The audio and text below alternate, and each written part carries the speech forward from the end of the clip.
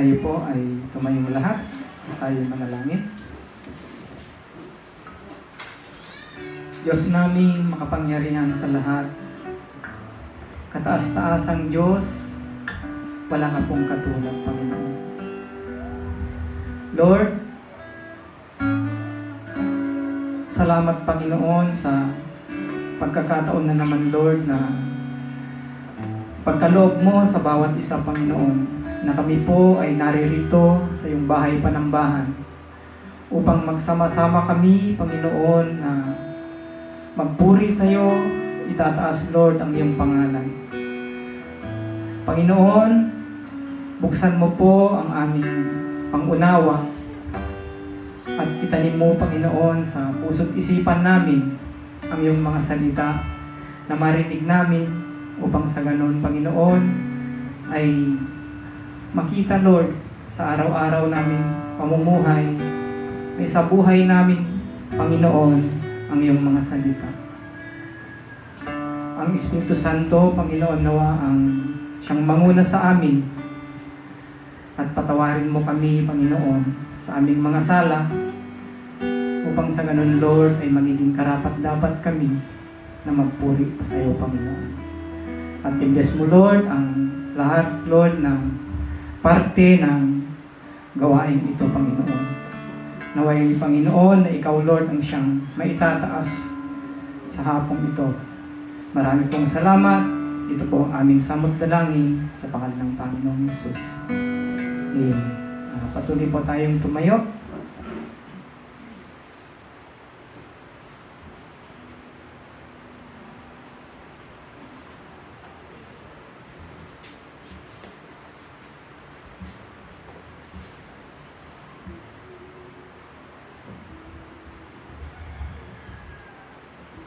Hello. Mapagpalang hapon po sa ating lahat. Kung mayroon po tayong Bible, maaari nating buksan ito at basahin ang nakasaad na salita ng Panginoon sa Awit chapter 112 verse 1 to 10. Ito ang nakasaad. Mapalad ang mabuting tao, purihin si Yahweh. Mapalad ang tao na kay Yahweh ay gumagalang at tuos-pusong sumunod sa kanyang kautusan. Ang kanyang liping magiging dakila, pati mga angkan ay may pagpapala. Magiging sagana sa kanyang tahanan, pagpapala niya ay walang katapusan. Ang taong matuwid may bait at habag, kahit sa madilim taglay ay liwanag. Ang mapagpautang nagiging mapalad, kung sa hanap buhay siya'y laging tapat. Hindi mabibigo ang taong matuwid at di malilimutan kahit isang saglit.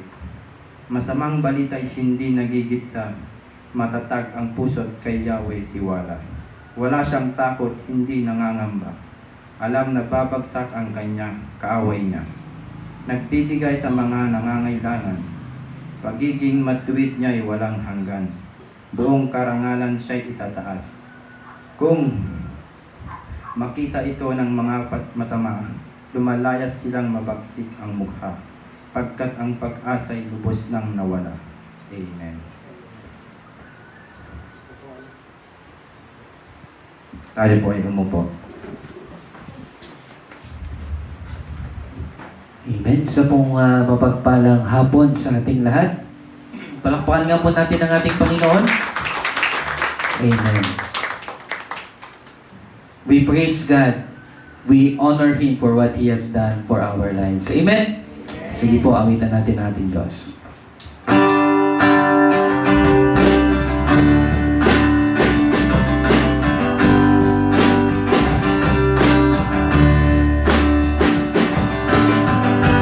Lord, I lift your name on high. Lord, I love to sing your praises. So glad you're in my life. I'm so glad you came to save us. You came from heaven to earth to show the way, from the earth to the cross. I dare to pray, from the cross to the grave, from the grave to the sky.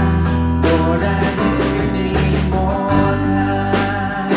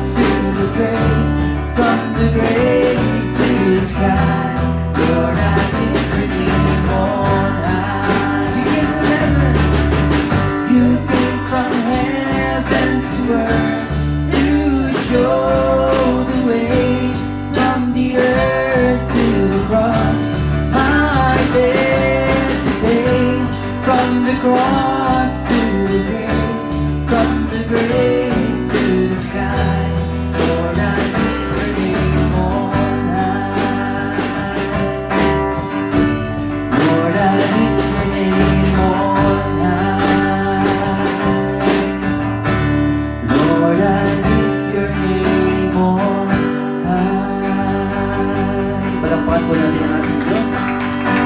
Patuloy po natin mawitan ang ating Panginoon.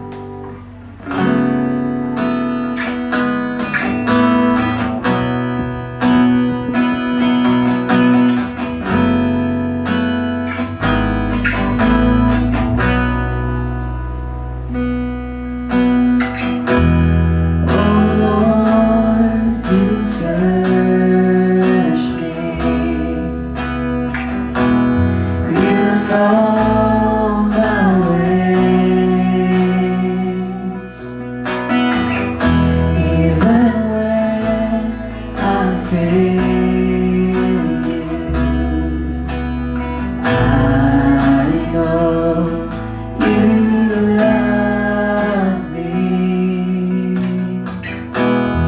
Your holy presence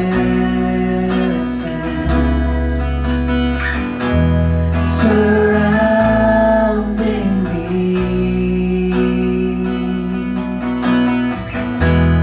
In every season, I know you love me. I know you love me.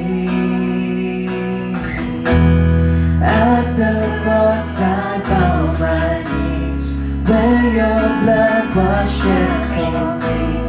There's no greater love than this. You have overcome the grave. Glory fills the highest place. What can separate me now?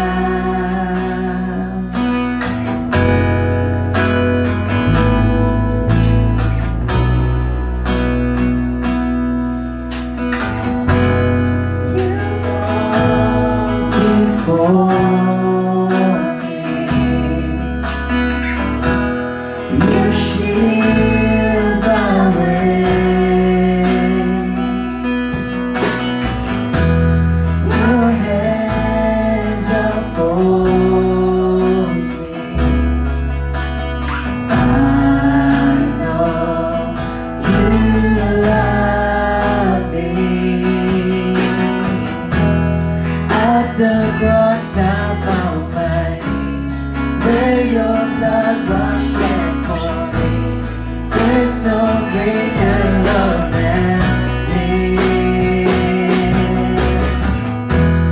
You have overcome the grave.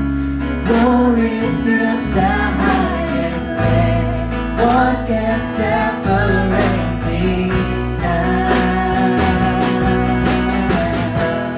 At the cross I bow my knees, where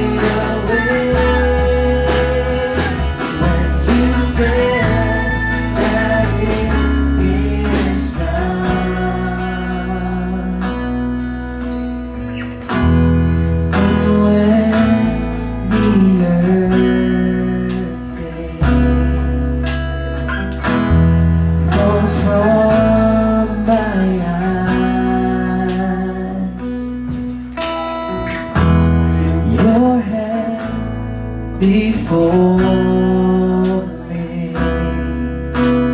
I know you love me. Oh, I know you love me. At the cross I bow my knees, where your blood was shed for me. There's no greater love than this. You have overcome the grave. Your glory fills the highest place. What can separate me now?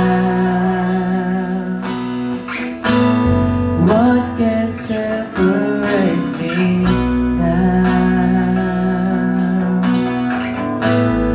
What can separate me now at the cross? Naibigan ko po na tayo po lang tayo tumayo as we continue to worship.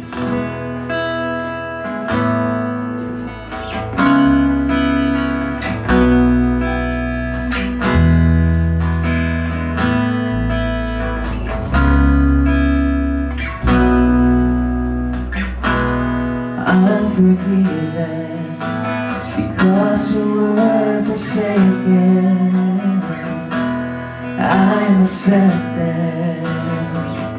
You were condemned. And I'm alive and well. The Spirit is within me because you died and rose again.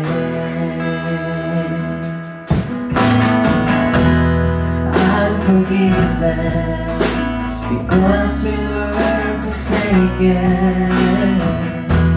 I'm accepted.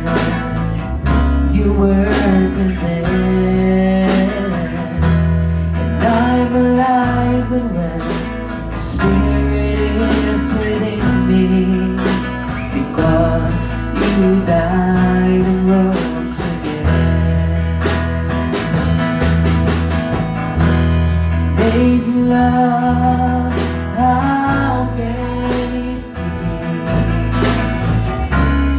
At my feet you died for me. Amazing love, I know it's true. And it's my joy to honor you in all I do. I honor you.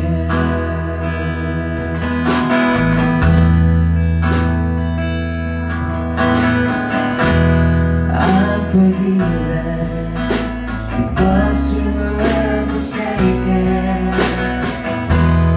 I'm accepted. You were condemned. And I'm alive and well.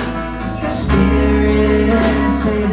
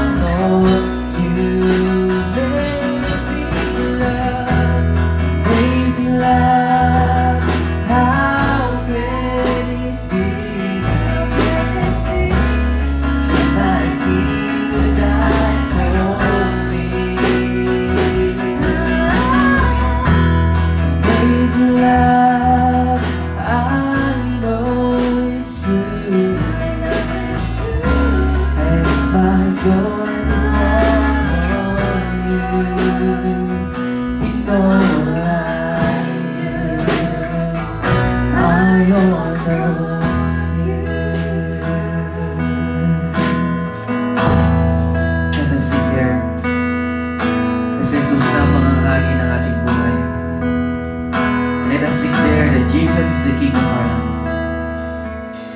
You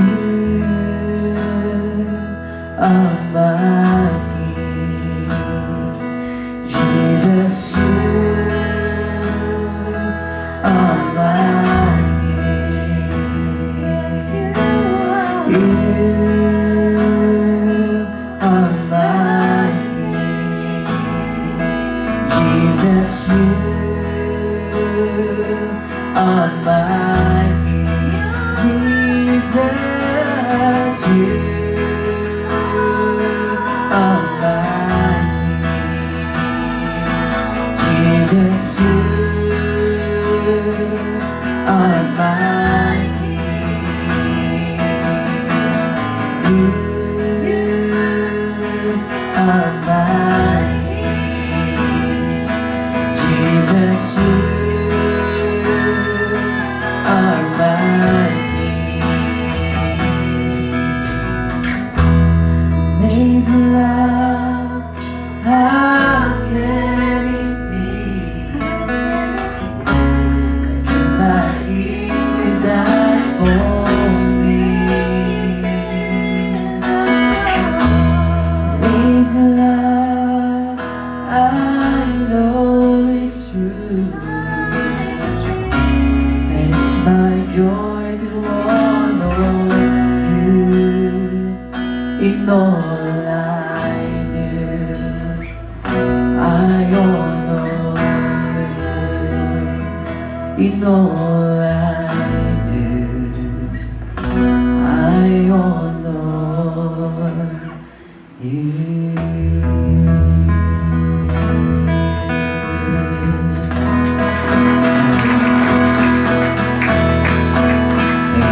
God is good and all the time. Batiin po natin ang bawat isa.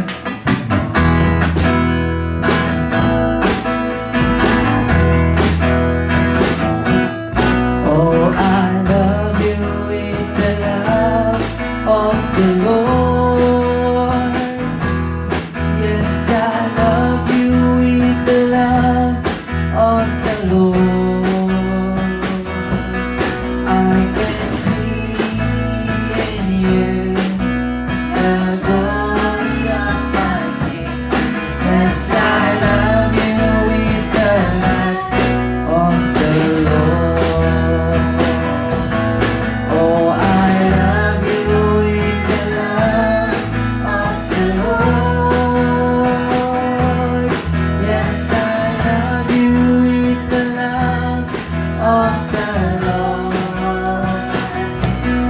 I can see in you the glory of my King. Yes, I love you with the love of the Lord. I can see in you the glory of my King. Yes, I love you with the love of the Lord.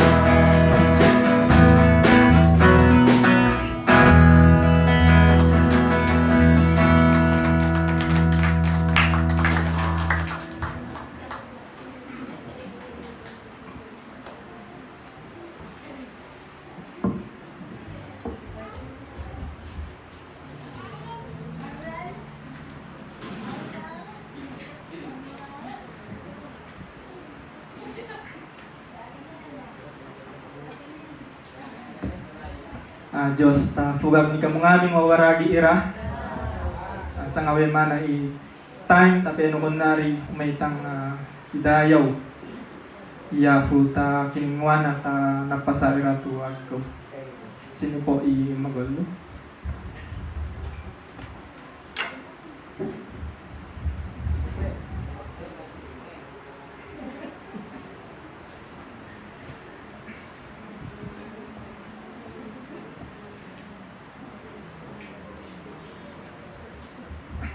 Pinari ka na lumidbe.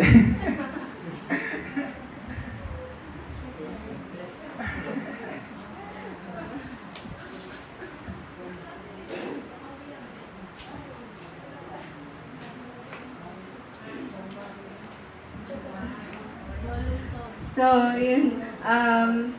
Good afternoon po sa lahat. So, ngayon po, nagpapasalamat ako kay God sa protection niya na pinag-stay ko sa Manila. Though wala man lang akong nahanap na work, pero naniniwala pa rin ako na may ibibigay pa rin si God na mas better at sa tamang panahon pa rin. So, praise God din sa protection niya sa amin, sa isa sa amin, lalo na rin kay Kuya and kila ate. So, yun lang po, praise God.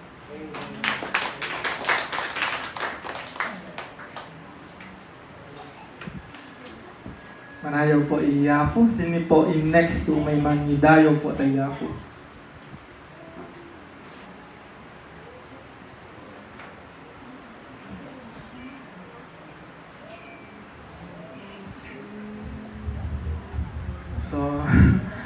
So, ba? So, last siguro. Idayo iyapo ta kiningwana ta kaniyena pa pinagtrabaho na pang-i-provide na ero to financially financial na. And then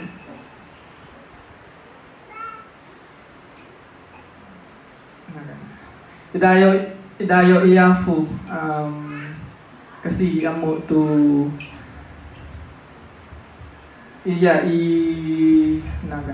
makaplano ta tanisa ari ta non niyari kalagayan na sa ngawe. And then nyari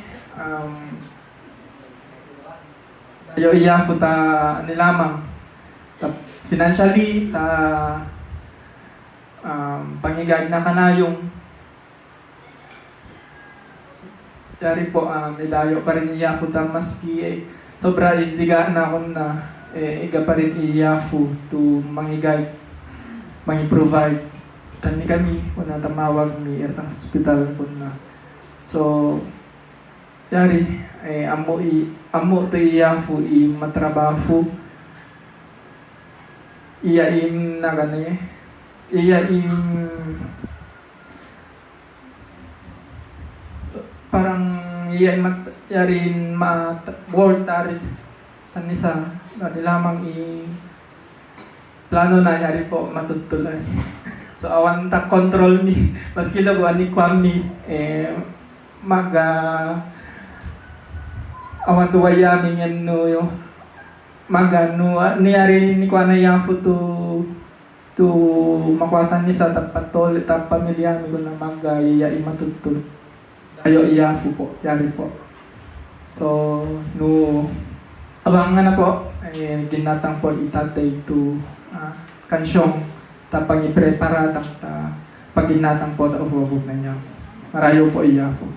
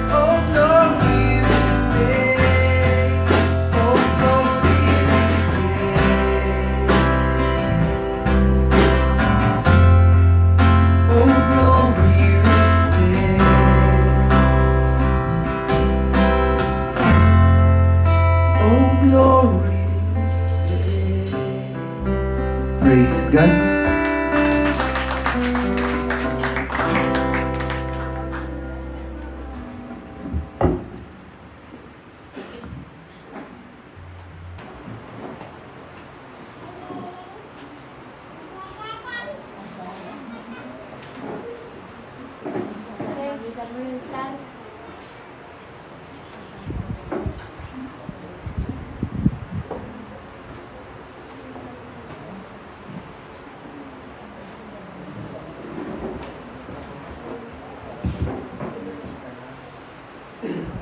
ta fugan ni tanganing muragi ra sa mapagpalang hapon po.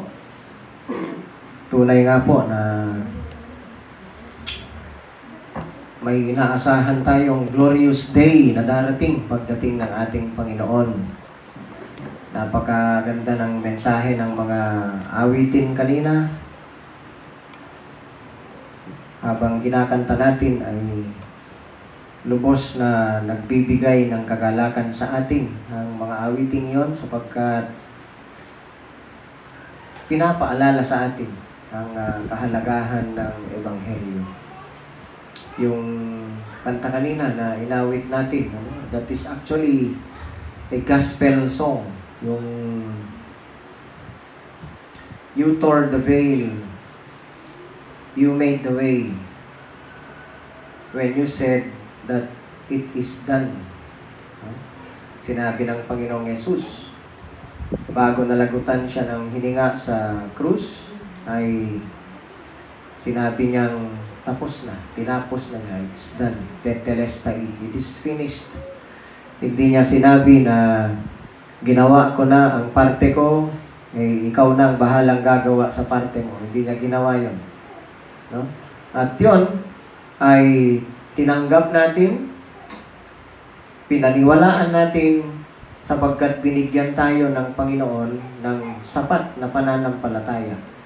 Pinagkaloob niya ang pananampalataya sa atin upang sa ganon ay maunawaan at matanggap natin ang katotohanan yun na He carried our sins far away.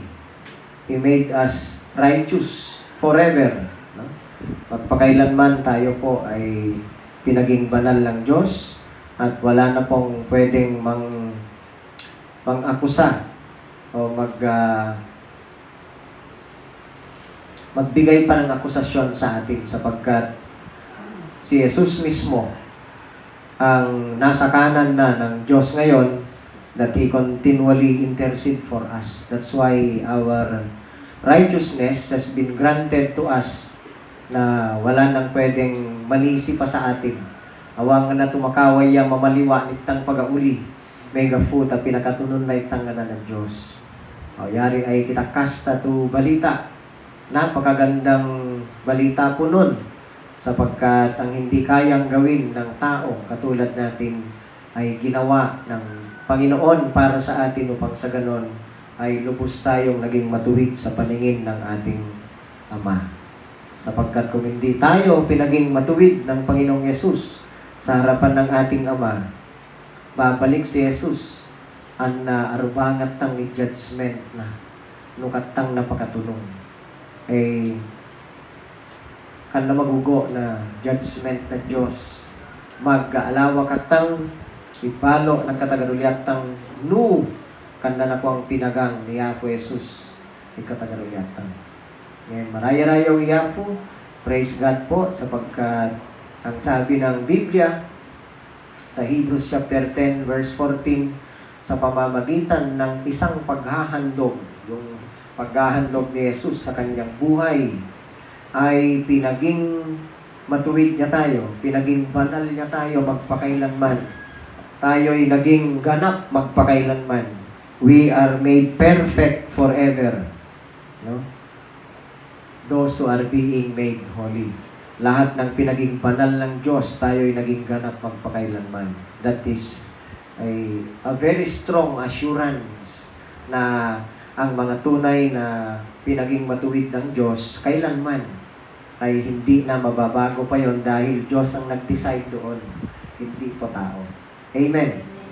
So, ano man ang kalagayan natin sa buhay, ano man ang hinaharap natin sa buhay ngayon, ay nakakasiguro po tayo na merong mas magandang buhay na naghihintay sa atin. Sa katunayan, ang sabi sa Colossians, ang buhay na yan ay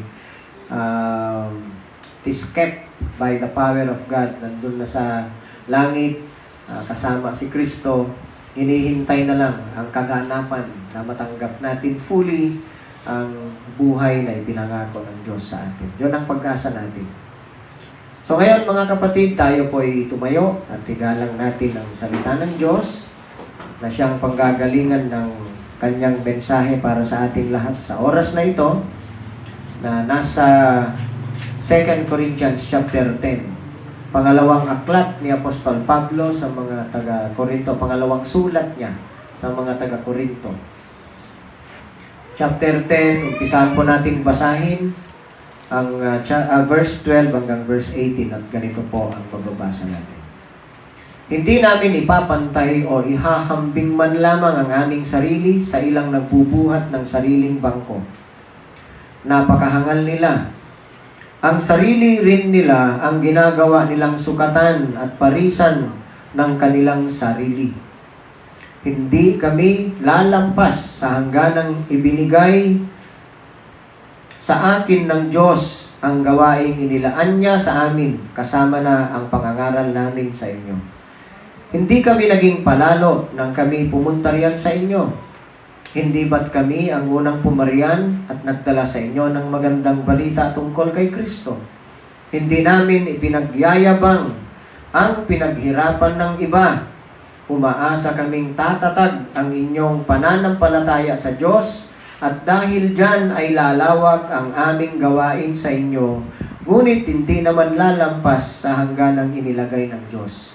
Sa gayon, may papangaral naman namin ang magandang balita sa ibang mga lupain at hindi namin aangkinin ang ginawa ng iba. Tulad ng sinasabi sa kasulatan, kung may nais magmalaki, ang ipagmalaki niya'y ang ginawa ng Panginoon. Ang pinaparangalan ng Panginoon ay ang mga taong karapat-dapat sa kanyang kalooban at hindi ang pumupuri sa sarili. Tayo po'y yumuko at manalangin. Mahabaging Diyos, dakila, kataas-taasan sa lahat. Lubos kaming nagpupuri at nagpapasalamat sa iyo, Panginoon, sa mga oras na ito na ipinagkaloob mo sa amin upang kami po ay maparito sa bahay panambahan, Panginoon. At binigyan namin ng kahalagahan ng pakikinig sa iyong mga turo sapagkat yung mga salita mo lang, Panginoon, ang tunay na magpapalago sa amin sapagkat ang iyong mga salita ay buhay at makapangyarihan na mas matalim pa sa espadang dalawa ang talim na it penetrates the dividing souls and spirits, our bones and marrow, upang sa ganon ay ang mga salitang ito ang siyang magko-convict sa amin sa kasalukuyan naming kalagayan sa spiritual na pamumuhay upang kami po ay iyong ituwid, kami po ay iyong turuan, kami po ay iyong baguhin, at kami po ay iyong palalakasin upang mas maging karapat-dapat kami at maging mabunga sa paglilingkod namin sa iyo na aming Panginoon. Nawa ay ang banal na Espiritu ang gumalaw at magturo sa bawat isa sa amin na naririto ngayon upang matanggap namin ang biyaya ng iyong mga salita at ito ay magiging maliwanag at mahayag sa pamumuhay namin, Panginoon. Ang salita ng Diyos dito sa nabasa natin na ang tunay na sukatan sa pagsisilbi natin sa Panginoon. The true measure of our service to God. Ang summary ng nais ko pong ibahagi sa bawat isa sa atin sa hapong ito ay the privilege of being used by God should humble us, not elevate us. Ang pribilehiyo o ang pagkakataon na magamit ng Diyos ay dapat tuturuan tayong mas maging mapagkumbaba, hindi tayo magmamataas. Yun po ang kabuuan ng nais kong ibahagi sa bawat isa sa atin. Kapag tayo po ay ginagamit ng Diyos, sapagkat alam naman po natin na nung tayo ay tinawag ng Diyos, pinili niya tayo ay ibinilang niya na isa sa kanyang pamilya, binigyan niya tayo ng kaloob, spiritual gift na magagamit natin para sa ikalalago ng buong katawan ni Kristo, ang iglesia. At ang bawat isa sa atin ay may kanya-kanyang kaloob na tinanggap. Bagamat hindi po tayo pare-pareho. Ngunit yung mga nagagawa ng iba ay hindi man natin magawa, pero meron tayong nagagawa na hindi naman nagagawa ng mga kasamahan natin. Kaya nga, ni isa sa buong katawan ni Kristo ay nababaliwala o napapawalan ng halaga sapagkat bawat isa sa atin ay mahalaga. Sapagkat meron tayong sariling tungkulin na gagampanan para sa ikalalago ng buong katawan ni Kristo. At dahil dyan, gagamitin po nating basehan itong turo ng sulat ni Apostol Pablo sa mga taga-Korinto tungkol sa kung ano ang tamang sukatan ng magandang pagsisilbi sa ating Panginoon. Ang una po na point na nais kong ibahagi sa atin ay dapat huwag po nating ikukumpara ang ating sarili sa iba. Refuse to compare ourselves with others. Ang sabi niya sa verse 12 na binasa natin, hindi namin ipapantay o ihahambing man lamang ang aming sarili sa ilang nagbubuhat ng sariling bangko. Napakahangal nila, sabi niya. Ang sarili nila, rin nila ang ginagawa nilang sukatan at parisan ng kanilang sarili. Ibinibilang ng Biblia na ang pagkukumpara sa sarili mo sa iba, lalo na kung binubuhat mo ang iyong sariling bangko, they are without understanding, ang sabi ng English. Ang sabi dito sa Tagalog ay napakahangal nila. Ang tunay at mabuting lingkod ng Diyos katulad ni Apostol Pablo ay hindi niya susukatin ang ganda ng kanyang paglilingkod sa Panginoon sa pamamagitan ng ginagawa ng iba, kundi ang sukatan niya ay kung paano siya tinatanggap o paano napaparangalan ang Diyos sa uri ng kanyang paglilingkod. Ang tunay na mabuting lingkod ng Diyos, iniiwasan niya, no, yung sinasabing self-promotion. Yung sabi ni Pablo na pagbubuhat ng sariling bangko, hindi po natin dapat gawin yon. Ang pinaka-concern, personal concern ng isang mabuting lingkod ng Diyos ay kung ano ang sinasabi ng kanyang Panginoon sa kanya. No, ang concern niya ay approve ba siya sa kanyang Panginoon na kanyang pinagsisilbihan. Ano man po ang tungkulin po natin. No, pastor ka, dapat approve, ipanudong, ipaserving, ipapastor mo tayafu.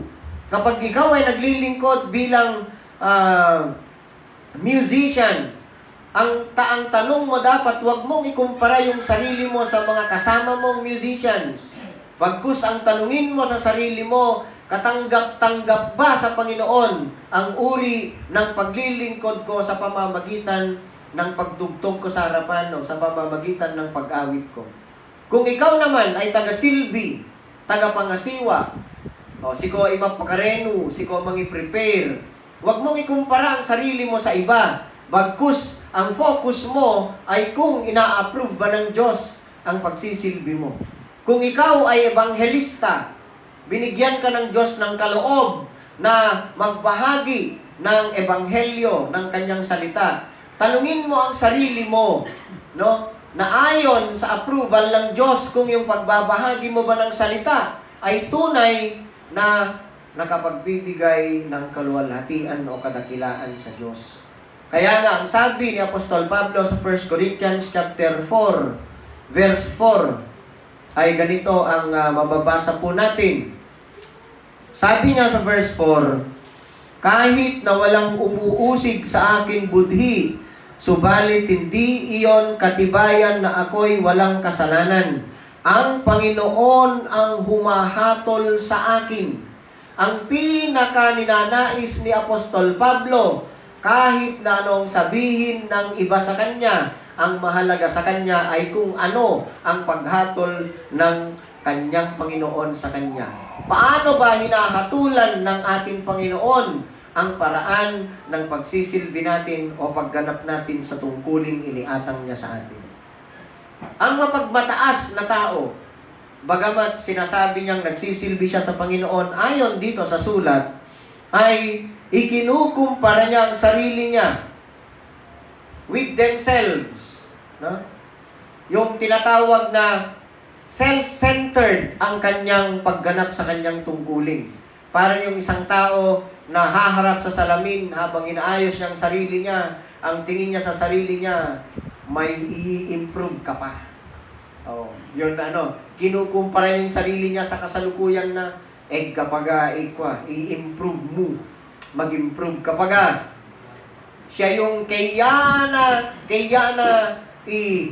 dayaw ang ibaggina to tangaming to aspeto no egapabilida kapag may kwentuhan siya ang bida. Ganon ang tinatawag na boastful, nagbubuhat ng sariling bangko. At marami pong ganon. Kung minsan, ewan ko kung aware sila o kaya nakagawian na talaga nila na kapag may kwentuhan, mawag to yayabida. No istorya na mapakagag to saranggola. Magaya sa katanangang tukagag na saranggola. Mapiyala mang taga na bulo na kagag.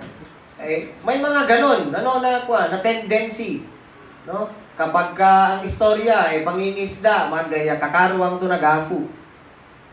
Magkabunari, yun ang tinatawag na boastful. So ano mo nang ginafu na puro janitor fish balo. So other than that, ang mga nagbubuhat ng sariling bangko na ayaw nating pamarisan tulad ng sinasabi ng banal na kasulatan, sila ay gumagawa ng false standard na pwede nilang ma-meet.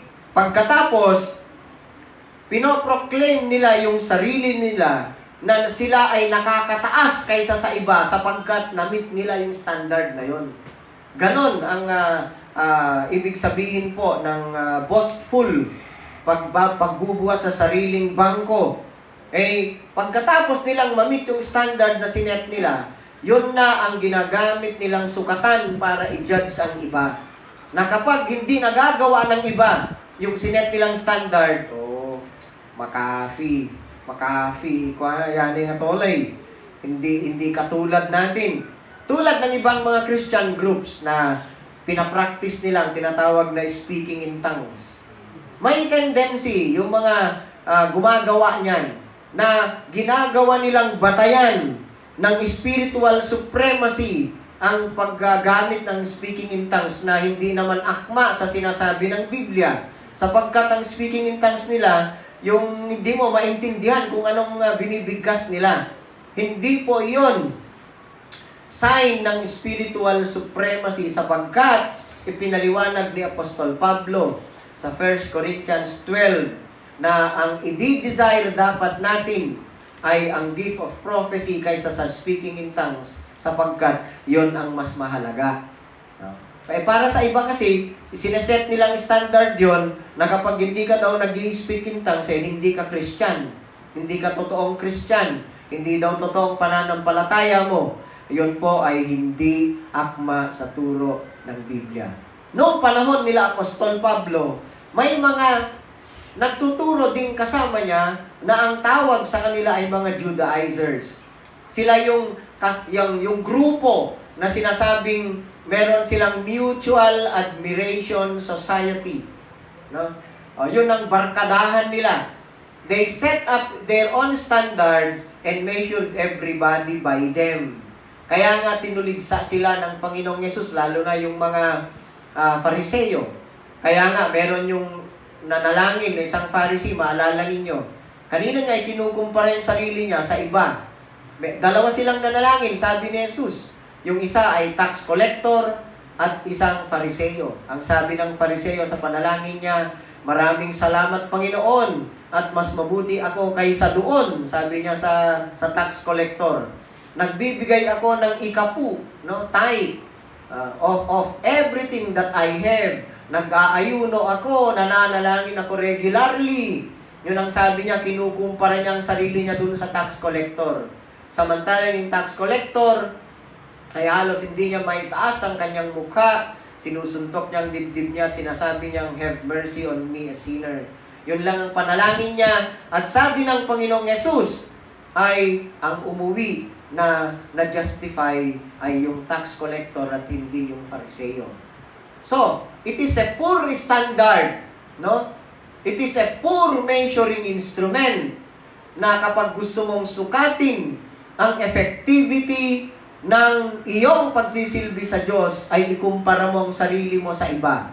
Yan actually ay pagbubuhat ng sariling bangko. Yan ang sinasabi ng Biblia. At sabi ni Apostol Pablo, kailanman ay hindi namin ipapantay o ihahambing man lamang ang aming sarili sa ganong standard na gawain. So, bakit madaling gawin ng isang tao ang magiging boastful? Ano bang ginagamit nilang sukatan? Usually kasi, ginagamit nilang sukatan sa paglago. They measure growth through external activities. No? Bakit nila ginagamit yon? Kasi, it is much easier to measure external activities than one of internal transformation. Ngunit ang sukatan ng karapat-dapat at nakalulugod na paglilingkod sa Diyos, katulad ng sabi ni Apostol Pablo, ay kung ano ang bunga ng paglilingkod na yon sa mga kasama mo at sa iyo mismo. Ikaw ba ay lumalago? Ikaw ba ay unti-unting nababago, binabago ng Panginoon upang ikaw ay maging kawangis ni Kristo? Yan kasi ay hindi madaling i-measure. No? Samantalang pag external activity, madali lang i-measure yan. Madali lang i-measure. So, yung claim ng mga Judaizers during that time ay yung nabibilang daw sa kanila, those who are inside their group were successful. At those outside, pagka hindi ka kasama sa grupo nila, you are considered to be failure. Katulad ni Apostol Pablo. Siya ay isa sa mga outsider sa grupo ng Judaizers. Bagamat, dati siyang kasama ng mga Fariseo. Sinabi ni Apostol Pablo na siya ay Fariseo ng mga Fariseo. Ngunit, siya ay nag-left the group. No? Iniwan niya ang GC nila. Nag-leave siya. Hindi GC. Grupo talaga nila. Umalis siya at ay hindi na siya naging Fariseo. Kaya ibinilang siya na failure. Ngunit, ang sabi ni Pablo, ang sukatan ng ating paglilingkod sa Diyos ay hindi nakikita sa external activities. Kasi yung mga Fariseo na yan, naku, grabe. Kitang-kita mong pagkarelihiyoso sa panlabas na kaanyuan nila.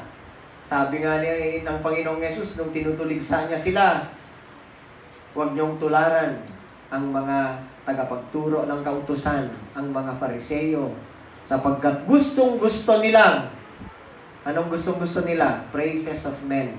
Kaya nga kapag nananalangin sila, mahaba at dinidisplay nila sa marketplaces because they are running after the praises of men. Ngunit, ang tunay na lingkod ng Diyos ay alam niya, ang sukatan niya ay ang approval ng kanyang master. Amen. So, wag natin ikumpara ang sarili natin sa iba. Sapagkat pag ginagawa natin yon, wala tayong kaibahan dito sa sinasabi ni Apostol Pablo na nagbubuhat ng sariling bangko.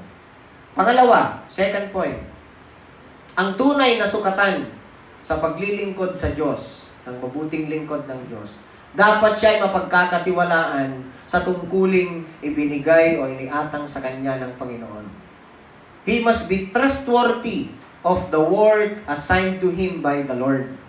Ang sabi niya sa verse 13 ng binasa natin, hindi kami lalampas sa hangganang ibinigay sa akin ng Diyos. Ang gawaing inilaan niya sa amin, kasama na ang pangangaral namin sa inyo. Hindi lalampas. Bawat isa sa atin ay may specific na tungkulin na ibinigay sa atin. No? Kaya, kung alam mo, dapat maging maliwanag sa'yo, ano ba yung spiritual gift na binigay sa akin ni Lord? Eh kung sa music ka talaga, ginagamit ng Panginoon, huwag mong hangarin na maging kaloob pa sa'yo ang ibang nakikita mo porke nagagamit yung iba sana maging ganun naman ako. Maganda, okay lang yon, no? Ngunit kapag ka hindi talaga yon ang ipinagkaloob ng Diyos sa'yo, huwag mong sukatin ang effectivity ng paglilingkod mo ayon sa nakikita mo na prosperous na paglilingkod ng kapatid mo. Si Apostol Pablo, ano ba ang specific na paglilingkod na binigay ng Panginoong Hesus sa kanya? Siya ang tinawag niya na maging apostol niya para sa mga hentil, no? Paul was an apostle to the Gentiles ayon sa Acts chapter 9 verse 15 and onwards, pati sa chapter 22 verse 21 at sa Ephesians chapter 3 mababasa po natin na specific na ang tungkulin ni Pablo ay siya ang tinawag ng Panginoong Yesus na maging apostol niya para sa mga hentil, na siyang magpapahayag ng ebanghelyo sa mga hentil. So, ang Diyos, mga kapatid, ay hindi niya tayo huhusgahan. Ang may nagugudang na Diyos, ipaserbitang misa on the basis of the gifts and opportunities na ibinigay niya sa iba. Katulad ko, halimbawa, ako ay tinawag niya na maging preacher. Hindi susukatin ng Diyos ang uri ng paglilingkod ko o pagpapahayag ko ng salita niya ayon sa pagpapahayag ni R.C. Sproul o ni J.C. Ryle o ni John MacArthur o ni Paul Washer. Hindi po. Sapagkat ibang ipinagkaloob niyang kakayahan sa kanila at meron din siyang ibinigay sa akin at sa ibang mga pastors na kasama ko, even in the most simple way na kakayahan naming magpahayag. Ang importante ay kung ano ang sinasabi ng Panginoon sa pagpapahayag namin sa kanyang mga salita. So, tandaan natin, God is not going to measure us on the basis of the gifts and opportunities that He gave to others. Kaya kung halimbawa, nasa music ministry ka, huwag mong sabihin na, mas maganda yung pagsisilbi ko kay drummer kasi si drummer kung minsan, sablay yung timing ng drums niya. Huwag mong sabihin na, mas maganda yung pagsisilbi ko kay singer kasi kung minsan pumipiyok siya. O kaya sabihin mo, mas maganda yung service ko kaysa kay guitarman kasi si guitarman kung minsan nawawala sa chords. Hindi ganon.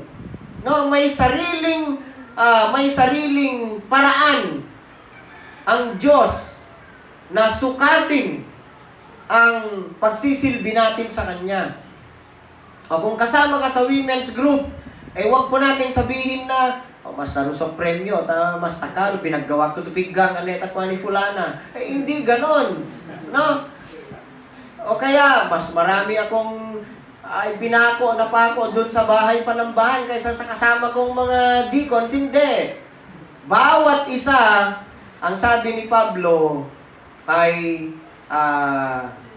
i-measure ng Panginoon ang pagsisilbi natin sa Kanya. Doon sa 1 Corinthians 4, verse 4 kanina, na binasa natin. No? Sa 1 Corinthians chapter 4, verse 2 pa, ang sabi niya doon, in this case, o kaya sa Tagalog natin basahin, 1 Corinthians 4, verse 2. Ganito ang mababasa natin, mga kapatid. Ang katiwalay kailangang maging tapat sa kanyang Panginoon. Stewards are expected or are required that one be found trustworthy. Bawat isa sa atin, meron tayong tungkuling ibinigay ng Diyos. We are all doing work that has been given to us by the Lord at kung ano ang mahalaga, all that counts is that God is glorified through our service. Amen. Yun dapat ang sukatan natin. Masasabi kaya natin sa harapan ng ating Panginoon na tayo ay naging tapat, tayo ay naging trustworthy na servant niya, na kanyang tinatawag na steward sa ipinagkaloob niya sa atin. Yun dapat ang tanong natin sa ating mga sarili. Am I a trustworthy steward of what God has given me? Yun dapat ang tanong natin. Huwag mong sabihin na yung kasama ko, trustworthy ba siya? Huwag mo siyang tignan. Dahil si Lord ang nakakaalam. Katulad nga ni Pedro, pagkatapos na ni-reinstate siya ng Panginoong Yesus, sinabi na nga niya na, do you love me, Peter? Yes, Lord. 3 beses. Tapos nung habang nag-uusap sila, nilingon niya si John, Lord, ano ba ang sasabihin mo kay Juan? Ano ba sa'yo kung sasabihin kong mabubuhay siya hanggang sa muli kong pagbabalik? You should not be concerned with others. No?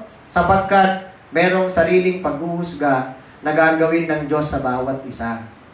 Ang sabi pa niya sa Romans 15 verse 18, ito po ang isang tatandaan natin. Wala akong pinapangahasang ipagmalaki, kundi ang ginawa ni Kristo upang maakit ang mga hentil na sumunod sa Diyos sa pamamagitan ko, sa pamamagitan ng aking mga salita at gawa. Yun ang ninanais ni Pablo. Wala siyang may pagmalaki, kundi ang ginawa ni Kristo. It is all by God's grace. Kaya nga palagi nating sinasabi, pati ang pagsisilbi natin ay bunga ng kagandahang loob ng Diyos sa atin. No? Kapag malinaw sa iyong pangunawa mo sa tinatawag na kagandahang loob ng Diyos, every credit ay dapat ibigay mo sa Panginoon. Kung minsan kasi nagpapagawa pa ng tarpaulin ang tao, inilalagay naman doon, to God be all the glory and honor. Ayun pala, pinangangalandakan niya na siya ay pumasa sa board dahil nagpagawa na nga ng tarpaulin. No? That is a false credit of glory and honor to God. Maaring seryoso siya. Ngunit, kailanman hindi nagpagawa si Apostol Pablo ng plaque, ng kung ano mang award sa kanya, sa kanyang katapatan sa paglilingkod sa Panginoon. Basta tandaan natin mga kapatid, huwag po nating ikumpara ang katapatan natin sa paglilingkod ayon sa performance ng iba. Kailangan tignan natin mismo, no? Ang sukatin natin ay ang ating sarili kung tayo nga ba ay naging tapat o trustworthy sa paggampan natin o pagganap natin, I should say, sa tungkuling ibinigay ng Diyos sa atin ayon sa kanyang kaloob sa atin. Amen. So, yan ang pangalawa. Ang pangatlong point, ang tamang sukatan sa paglilingkod sa ating Panginoon ay dapat isik natin ang approval ng Diyos sa ating tungkulin, sa pagganap sa tungkulin. Our work is approved by God. Sa verse 18, anong sabi ng binasa natin? Ang pinaparangalan ng Panginoon ay ang mga taong karapat-dapat sa kanyang kalooban at hindi ang pumupuri sa sarili. Sa English translation niya, ang sabi sa New King James Version, for not he who commends himself is approved. No? Hindi yung pumupuri sa sarili niya ang approved, but whom the Lord commends. Kung sino ang inaaprubahan ng Diyos. Ang magandang tanong dito, sa atin, no, i-address natin sa ating sarili, can the Lord commend my work? Maaaring pwede nating i-commend ang ating mga sarili. Pwedeng ang iba o makatanggap tayo ng commendation mula sa iba. Ngunit hindi yon sukatan upang masabi natin that God is commending us in our work. Ang tanong dapat ay, kung sabi dito, for not he who commends himself is approved, how does God approve our work? Yan ang magandang tanungin natin. How does God approve our work? At ang sagot dyan is by testing it. Kasi ang word na approve dito, no, sa verse 18, for not he who commends himself is approved. The word approved here means to approve by testing. Yun ang ibig sabihin. Although mayroong future testing para sa atin at the judgment seat of Christ, na nakalagay, pinaliwanag ni Apostol Pablo sa 1 Corinthians chapter 3, magmula sa verse 10, na ang bawat isa ay susubukin ang ating mga gawa, kung ito ay made of hay or precious material. Kapag ito ay parang inahahalin tulad sa mga hindi matibay na mga material, yan ay masusunog lamang. Ngunit hindi ibig sabihin na hindi ka maliligtas. Ang sabi doon, maliligtas ka pa din, ngunit parang ikaw lang ay nanggaling sa apoy.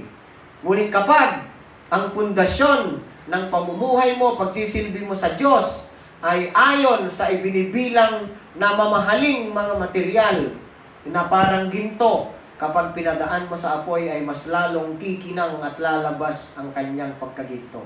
Yun ang sabi. Yan ay sa future, no? But there is also a present testing of the word. Meron pong ginagamit na sukatan ng ating paglilingkod sa kasalukuyan. Paano yon? Paano sinusubok ng Diyos yan? Ang Diyos ay ipinapahintulot niya na magdanas tayo ng mga kapighatian, ng paghihirap, ng kung ano-ano mang pagsubok, na maaari nating maranasan lahat in order upang sa ganon ang ating paglilingkod ay masusubok at maa-approve. Kung nanatili ka sa kabila ng napakaraming challenges na hinaharap mo, parang si Apostol Pablo, he experienced hardship sa kanyang missionary journey. Sa katunayan, kung titignan natin dito mismo, sa 2 Corinthians chapter 11, mula sa verse 23, mababasa natin dyan ang sinabi ni Apostol Pablo ng mga kahirapang dinanas niya. Sabi niya sa verse 23, sila ba'y mga lingkod ni Kristo? Nagsasalita akong parang isang baliw, ngunit ako'y mas mabuting lingkod ni Kristo kaysa kanila. Higit ang ating paghihirap kaysa sa kanila. Makailang ulit akong nabilanggo, hinagupit ng maraming beses, at madalas na nabingit sa kamatayan. 5 beses akong tumanggap ng 39 na hagupit mula sa mga Hudyo. 3 ulit kong naranasang hagupitin ng mga Romano, at minsan namang binato. 3 beses kong naranasang mawasak ang barkong aking sinasakyan, at minsay maghapot magdamag akong lulutang-lutang sa dagat. Sa malimit kong paglalakbay, nalagay ako sa iba't ibang panganib sa mga ilog, sa mga tulisan, sa mga kapwa ko Hudyo, at sa mga hentil, mga panganib sa lunsod, sa ilang, sa dagat, sa mga nagpapanggap na mananampalataya.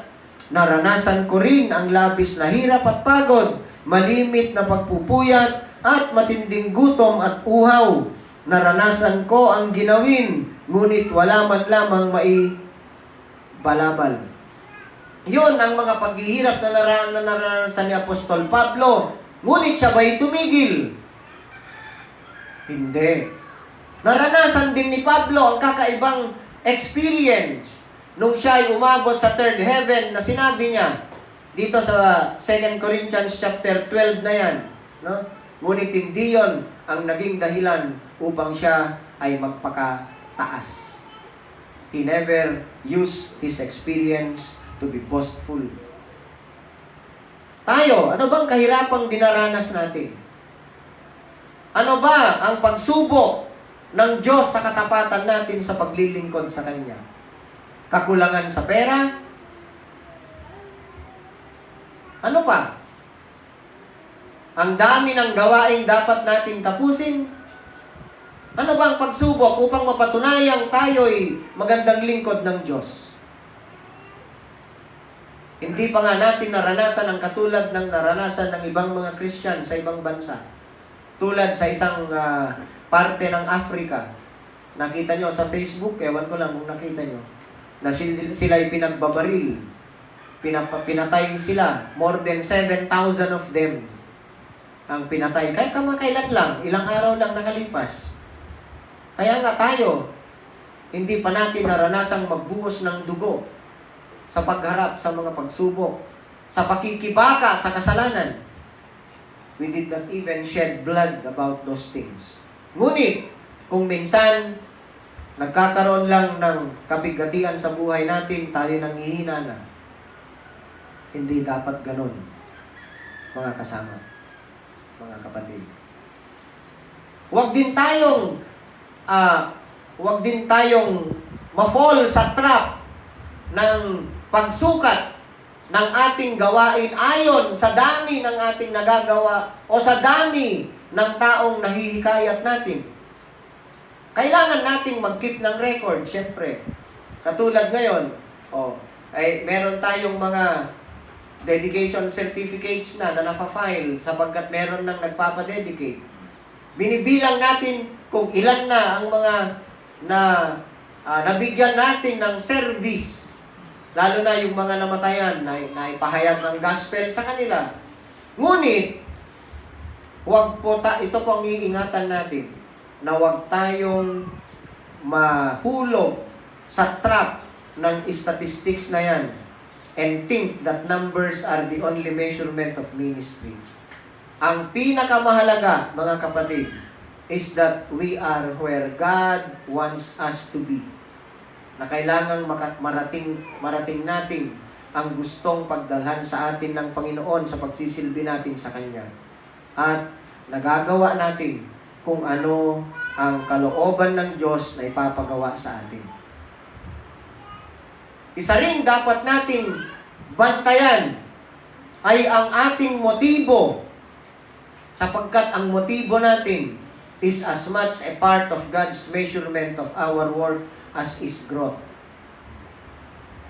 Kasi pati ang motibo natin ay nasisiyasat ng Panginoon yan. Sinabi sa Biblia that even the motives behind our thoughts are being searched by God. No, nasisiyasat ng Panginoon yan.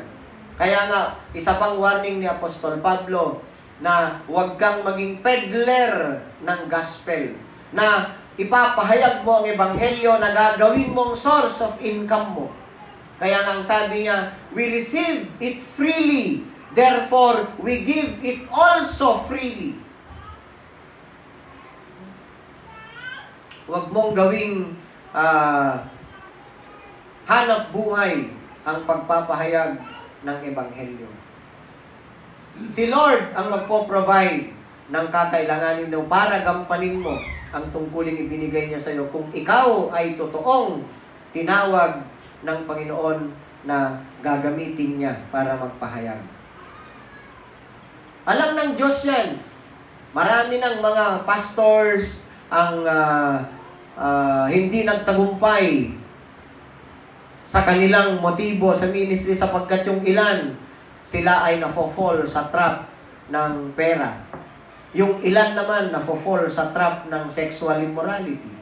Kamakailan nga lang, mayroon akong nabasang article na isang pastor sa Amerika, leader pa naman siya, no?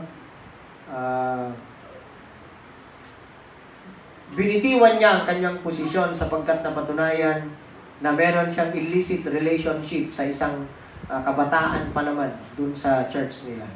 And that is devastating, no? Nakakalungkot.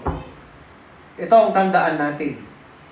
If we are seeking to glorify and please God, kung ito ang motibo natin, ipagangwatang paserbitang ta Diyos, maskino ang nga kaparaanan, music, preaching, evangelizing, service, anumang paraan. Kung ang motibo natin ay to seek, to glorify, and please God alone. At kung hindi tayo takot na i-evaluate ng Diyos ang ating mga puso at ang ating buhay, then we need not fear the estimates of men or their criticisms. Ito ay katotohanan na aayon sa Biblia. Tulad ng sinabi ko sa inyo nung Sunday, huwag po nating sukatin ang effectivity ng ating pagsisilbi sa Diyos ayon sa dami ng ating nagagawa. Sapagkat katulad nga ni Pedro, nung nag-preach siya, 3,000 ang na-convert. Ngunit si Stephen, nung nag-preach siya, binato siya hanggang sa mamatay. Ngunit, sinasabi ng Biblia na hindi failure si Stephen. Sapagkat nung bago malagutan siya ng hininga, ipinanalangin pa niya ang mga bumato sa kanya na huwag ibigay ng Diyos ang nararapat na kaparusahan sa kasalanang ginawa nila. And he saw heaven open. Nakita niya na nagbukas ang langit. Yon ay confirmation ng approval ng Diyos sa paglilingkod ni Stephen. Nag-fail ba si Stephen? Hindi. Kung si Pedro naging mabunga ang kanyang pagpapahayag ng salita ng Diyos, si Stephen hindi. Hindi ibig sabihin nun na si Pedro ay mas mabuti kaysa si Stephen. Ang tunay na sukatan, sabi ko nga sa inyo, ay kung approve ba ng Diyos ang pagsisilbi natin. And ang approval niya ay malalaman natin sa pamamagitan ng testing niya sa atin. Ngunit ang katotohanan ito, mga kapatid, ay huwag naman nating gamiting rason, no? Gamitin nating excuse to be lax or to become lazy. Kasi baka matempt tayo na sabi, uy, ganun naman pala, eh di kahit na relax na lang ako. Hindi naman nasusukat sa dami ng ginagawa kong tunay na paglilingkod sa Diyos. Hindi po. No, alalahanin natin.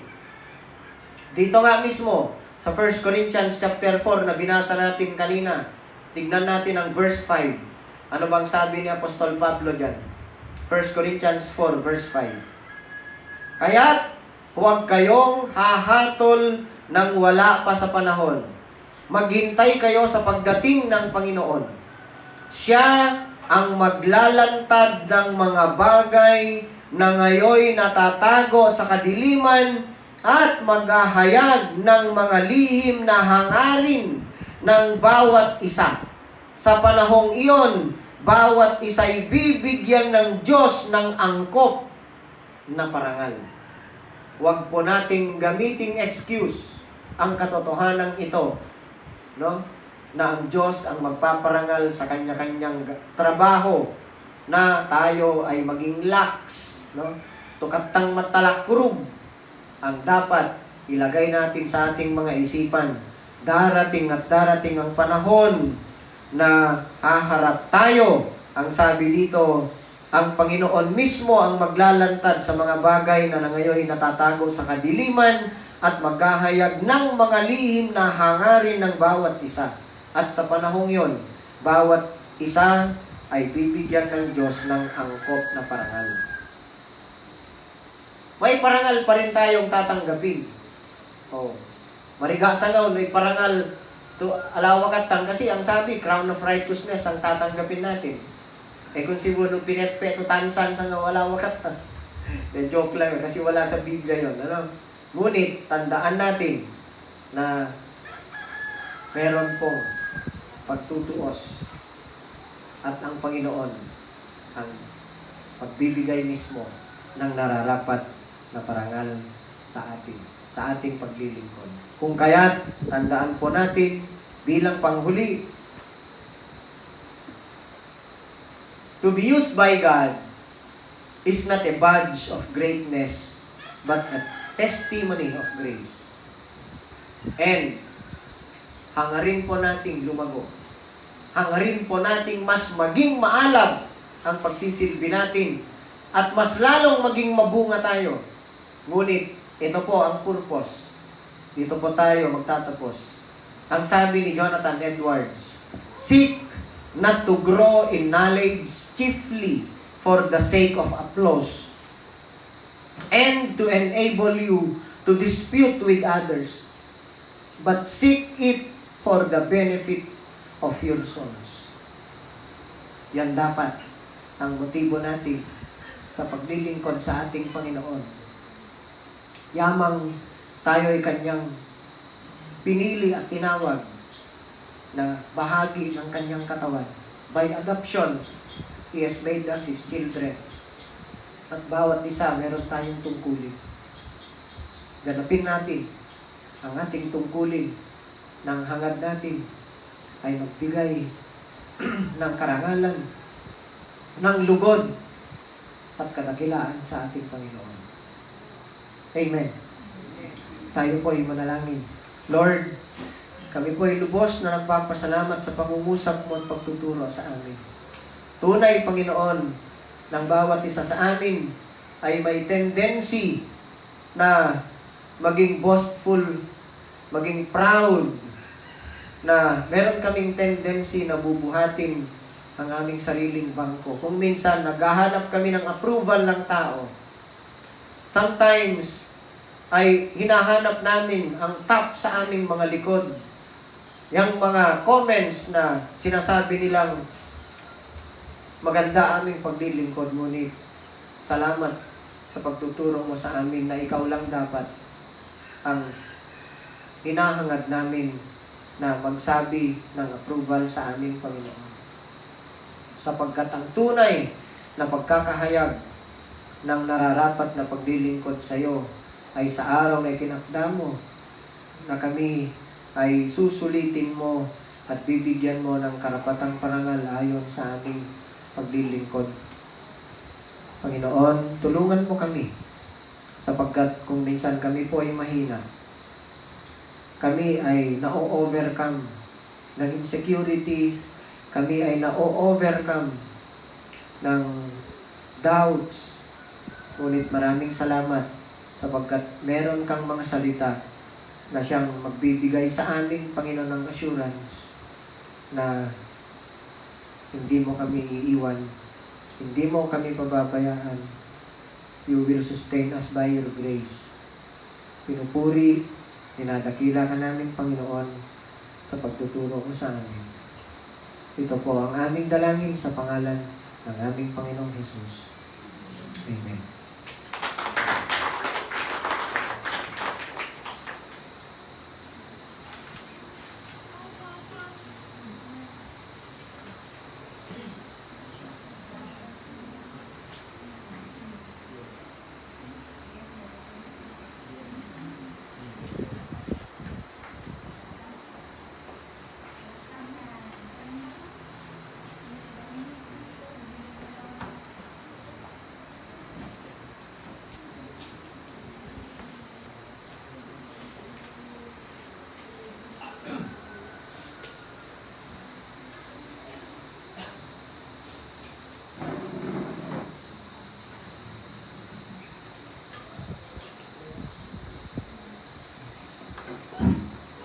Marayaw iyahu ta mensahe na tu niperat Allah takkan di pastor. Datang itu masanto magumpo niya. Magsantai. Ito namin nagkalalo ng Diyos niya. Ako, ito kung natarubang nakakumbang. Umikot ang mga pang mga balabalo sa tutuman ako ito. Nagawa ang ating kapag. Imalang di amata ko ito. Mamamitin ko na rin. Kasi ang amata, nagagawa ang ating patuloy. Magbalo ang mata. Iyagana yung na manabarang manuntulan yung kami. Depende ko na rin. Mas sikang ang gurumi ang mata nito. Ipem ang mata ko ito yung lolo niyo. Kasi ko laman, hindi nga dayarayawan, hindi pa Serbian, kasi ko ito, tumakapangwatak ka hanahan. Pambalo, Ama, kung hindi ka pa mapit, offering me bensyo nga mga pama, iugapalag na, may mga po tumabong sa sakripisyo. Lord, ano ni lamang ako, niyawa na katagita dito ni kami ay bensyo nga mo yaw. Lord, ano ni lamang ako, planong yatong imatutulama na nilaman ikiyutan ako. Marayaw ka, sayo ito sa nita na ganaya kong Jesus. Amen.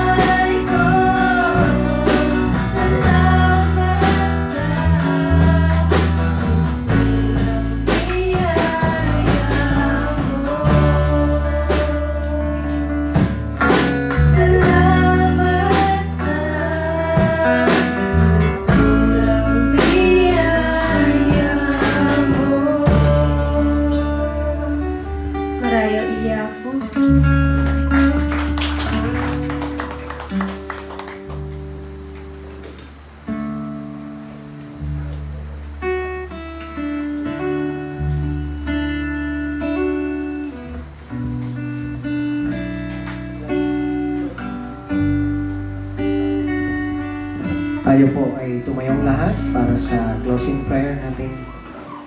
Ilapit natin sa Panginoon ang ating mga petitions and prayers. Dakilang Diyos, kami po ay lubos na nagtitiwala, nananalig sa iyong kakayahan dahil ikaw nga ang Diyos na makapangyarihan sa lahat, Panginoon. Nagpapasalamat kami sa iyong kabutihan, sa iyong pag-ibig na hindi nagmamaliw, sa iyong katapatan na ito ay magpakailanman, Panginoon. Salamat sa mga pangako mo, pangako na yung mga salita na nagbibigay sa amin ng katiyakan, Panginoon, na ikaw na aming Diyos na pumili at tumawag sa amin ay hindi mo kami pinapabayaan. Pagkus ay ginagamit mo ang katotohanan ng iyong mga salita upang kami patuloy na turuan, ituwid, at sinasanctify mo kami, Panginoon. Pinapabanal mo kami upang matupad ang hangarin mo na kami ay itutulad mo sa walis ng aming Panginoong Jesus. Ngayon, Lord, sa aming pagtitiwala, sapagkat ikaw ang nagbigay sa amin ng karapatan na tumawag sa iyo ng Ama, kami po ay humihingi sa iyo, Panginoon, para sa aming mga kapatid na nangangailangan ng lunas ng kanilang karamdaman, si Sister Saling, si Jenny na pamangkin ni Sister Mariden, ang complete healing ni Caleb, pati si Lola ni na Pastor Aris. Ganon din, Panginoon, kay Liam na anak ni na Sister Lori, ang kanyang development. Ang pag-iingat mo sa mga pamilya naming nasa ibayong dagat, Panginoon, at kami din na naririto. Tulungan mo ang bawat magulang sa buong GBC, Panginoon, na magampanan namin ang aming mga tungkulin sa aming mga anak, na sila'y akayin namin, palakihin namin sa turo at disiplina mo. Inaalala din namin na ipanalangin si Sister Eli, na asawa ni Pastor Santiago, na ibigay mo ang complete healing niya. Tulungan mo din sila, Panginoon, mga kapatid namin taga Santa Maria, na matupad ang kanilang kahilingan na magkaroon ng Sunday worship service at i-provide mo, Panginoon, ang kailangan para sa pagpapatayo ng bahay panambahan kung saan sila magkakaisa at magpupuri sa iyo. Dalangin ko din, Panginoon, na tulungan mo kaming mga lingkod mo na iyong pinili at tinawag, na palagi mong ipaalala sa amin ang kahalagahan ng tungkulin na iniatang mo sa amin. At lahat, Panginoon, na ginagamit mo mula sa pinakabata hanggang sa pinakamatanda sa amin, na tulungan mo kaming maging tapat. Tulungan mo kaming maging trustworthy. Tulungan mo kami ng paglilingkod namin ay tunay na katanggap-tanggap sa iyo, Panginoon. Dinadalangin ko din ang mga senior citizens sa buong GBC na patuloy mo silang ingatan, Panginoon, lalo na ang kanilang kalusugan. Dinadalangin ko si Sister Sepa sa kailangan niyang pagpapagaling sa kanyang mata. Nawa, Panginoon, ay i-guide mo sila sa dapat nilang gawin upang mabigyan ng lunas ang paglabo ng kanyang paningin. Ganun din kay Ronald, Panginoon, ang kanyang kalusugan. Dalangin din namin na bantayan mo ang bawat isa sa amin, lalong-lalo na sa mga naririnig naming balita sa lindol na pwedeng maganap, na ingatan mo kaming lahat, Panginoon. Ingatan mo kami, sapagkat ikaw lang ang may kakayahan na mag-ingat sa amin sa anumang mga peligro sa araw at gabi, Panginoon. At higit sa lahat, tulungan mo kami at ingatan mo kami na huwag kaming masaktan ng diablo, Panginoon, na huwag kaming maapektuhan sa masama niyang hangarin. Dalangin din namin na tulungan mo kaming maging mapagpatawad palagi. At tunay na maipakita namin ang pag-ibig namin maging sa mga umaaway sa aming Panginoon. Sapagkat yan ang nagpapatunay na kami ay iyong mga tunay na anak. Sapagkat yan ang sinasabi ng iyong mga salita. Nagpapasakop kami sa iyo, sa iyong kapangyarihan, kung kaya hinihiling namin na tulungan mo kaming magampanan namin ang mga turo mo, Panginoon, masunod namin. Maraming salamat sa pag-iingat mo. Tulungan mo din ang mga estudyante, Panginoon, ang mga nag-aaral, ng mga anak namin, na i-provide mo ang kailangan nila, hindi lang financial, pati ang kanilang mga pangangailangan, na maging mabuting mag-aaral, maging tapat, at maging responsable sa mga ibinibigay na pera sa kanila, pantustos sa kanilang pag-aaral, na huwag nilang gastusin ang mga perang yan sa mga bagay na walang kabuluhan, pagkus ay gamitin nila sa nararapat, Panginoon. Tulungan mo din na masustain ang kids ministry ng bawat GBC Church dito sa Maranao, sa Tangkul, sa Alingigan, sa Reina Mercedes, maging sa Santa Maria, Panginoon. Magbigay ka nawa ng mga gagamitin mong tagapagturo sa kanila. I-bless mo din ang mga ginagamit mo sa music ministry, ang mga tagapangasiwa, tagapagsilbi ng iyong iglesia, ang mga deacons, ang grupo ng mga babae, Panginoon, na handa silang maglingkod sa iyo. Nawa ay punuin mo ng iyong kapayapaan ang buhay ng bawat isa sa amin. Bagamat may mga kinakaharap kaming mga pagsubok, tulungan mo kami maging matibay. Bigay mo din sana, Panginoon, ang trabahong hinahanap ng mga kapatiran namin. Si Raymar, si Jaymar, si Liza, at iba pang mga kapatid namin. No? Maging si Annie, si John Rel, Panginoon. At iba pang mga kapatiran namin na hinihintay ang favor mo sa kanila. Sister Gigi, asawa ni Pastor Ricky, para sa kanyang permanent item. Si Colleen, Panginoon, sa approval ng kanyang PR application. Lord, itinatalaga namin sa iyo ang lahat, sapagkat ang sabi ng iyong mga salita, na kapag sa iyo namin hinahanap ang aming kagalakan sa buhay, ay ibibigay mo ang hangarin ng aming mga puso. We delight ourselves only sa iyo, Panginoon, and you will give the desires of our hearts. Pagpalain mo ang bawat isa sa amin, at ingatan mo ang bawat isa, lalong-lalo na sa aming Panginoon na bibiyahe pa pauwi sa aming mga tahanan. Ingatan mo din at tulungan mo ang mga kapatid namin dito, lalong-lalo na ang mga nagpapagod sa pagbibilad ng kanilang mga produkto. Kaya bigay mo ang kalusugan at kalakasan sa kanila. Muli, Panginoon, pinupuri, dinadakilan, pinapasalamatan ka namin. At ito po ang aming samot dalangin sa pangalan ng aming Panginoong Jesus. Amen.